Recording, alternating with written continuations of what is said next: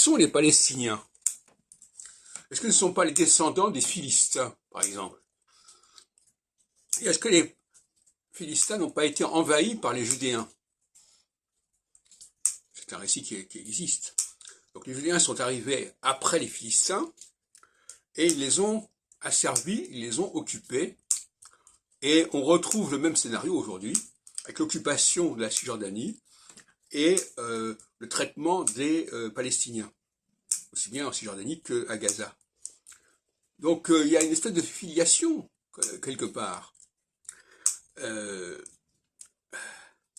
Et je dirais que d'une certaine façon,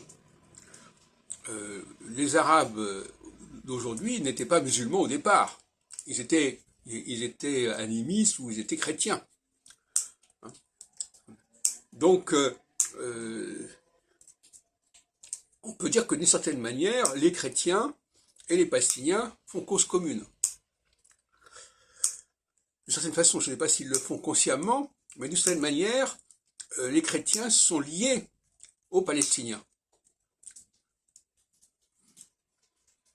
Parce que les Palestiniens représentent la population qui voisinait le monde judéen, mais qui était plus ou moins mise en marge. D'où toutes les problématiques, d'où le messianisme de Jésus, qui consistait à vouloir réunir tout cela.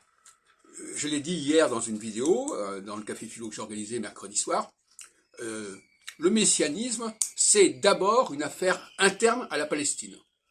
Il s'agit de régler les problèmes internes. Tout comme, par exemple, Henri IV, en 1598, a résolu les problèmes internes à la France par l'édit de Nantes. Ce ne sont pas des questions qui intéressent le monde entier, contrairement à ce qu'on voudrait croire. Les chrétiens voudraient que ces questions-là aient une valeur universelle. Non, c'est une valeur extrêmement locale.